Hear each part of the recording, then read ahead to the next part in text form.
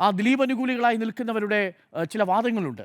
നിങ്ങൾ ഈ പ്രതിയാക്കപ്പെട്ടിരുന്ന ദിലീപിൻ്റെ സ്വകാര്യതയെ മാനിക്കേണ്ടത് എന്നാണ് ചോദിക്കുന്നത്. 3 തവണ ഇന്ത്യയുടെ ജുഡീഷ്യറിയുടെ ഏറ്റവും സേഫായ കസ്റ്റഡിയിൽ നിന്ന് നമ്മളടക്കം അതിജീവിതയടക്കം കരുതിയ ആ ജുഡീഷ്യറിയുടെ സേഫ് കസ്റ്റഡിയിൽ നിന്ന് ഈ അതിജീവിത ആക്രമിക്കപ്പെടുമ്പോൾ അത് പകർത്തിയ ദൃശ്യങ്ങൾ 3 തവണ അൺഓത്തറൈസ്ഡായിട്ട് ആക്സസ് ചെയ്തിട്ട് അനധികൃതമായിട്ട് കണ്ടിട്ട് അതിൻ്റെ പേരിൽ 1 ഇഞ്ച് പോലും വേദനിക്കാത്ത മനസ്സുകളാണ് 8ാം പ്രതിയായിരുന്ന ദിലീപിൻ്റെ സ്വകാര്യതയെക്കുറിച്ച് സംസാരിക്കുന്നത്.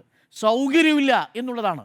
കാരണം പറയുന്നത് അതിര് കടന്നിട്ടാണെന്നറിയാം. പക്ഷേ എങ്കിലും ഈ പെൺകുട്ടിയുടെ സ്വകാര്യ ദൃശ്യങ്ങൾ 3 തവണ ജുഡീഷ്യറിയുടെ സേഫ് കസ്റ്റഡിയിൽ നിന്ന് വന്നിട്ടുണ്ടെങ്കിൽ, ഇന്നിപ്പോൾ ഞാൻ മനസ്സിലാക്കുന്നത് പൾസർ സുനിയുടേതായിട്ട് അഭിമുഖത്തിൽ വന്നൊരു ഭാഗത്തിൽ പറയുന്നത് ഇതിൻ്റെ പല കോപ്പികൾ പുറത്തു പോയിട്ടുണ്ട് എന്നുള്ളതാണ്.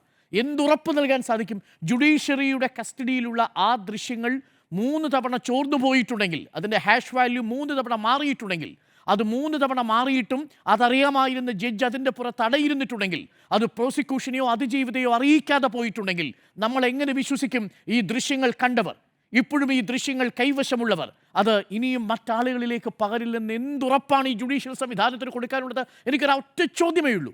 ആ ഒറ്റ ചോദ്യമാണ് എൻ്റെ മുന്നിലുള്ളത്. ഇതിലെ ഏറ്റവും പ്രധാനപ്പെട്ട ഗൂഢാലോചന എന്ന് പറയുന്ന കുറ്റം തെളിയിക്കപ്പെടാതെ പോവുകയും ഗൂഢാലോചനയെ തുടർന്നുള്ള കുറ്റകൃത്യം മാത്രം തെളിയുകയും ചെയ്ത അസാധാരണ ഒരു സാഹചര്യമുണ്ട്. അതായത് ഇവിടെ ഒരു കുറ്റം നടന്നിരിക്കുന്നു, അതൊരു കുറ്റകൃത്യമായിരിക്കുന്നു, ആ കുറ്റകൃത്യത്തിൽ പങ്കെടുത്ത കുറ്റവാളികൾക്ക് ശിക്ഷ കൊടുത്തിരിക്കുന്നു.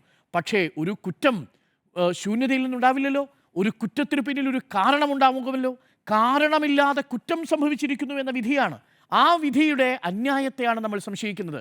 എൻ്റെ ഏറ്റവും ബലമായ സംശയം, ഇതിനു പിന്നിൽ പ്രവർത്തിച്ചിരിക്കുന്ന ആളുകൾ ഇപ്പോൾ ആനന്ദിക്കുന്നതിൻ്റെ കാരണം അവർക്കറിയാം ഇതൊരിക്കലും തെളിയിക്കപ്പെടാൻ പാകത്തിലുള്ളൊരു കേസല്ല എന്ന മട്ടിൽ അവരതിൻ്റെ തെളിവുകൾ ചമച്ചിരിക്കുന്നു എന്നുള്ളതാണ്.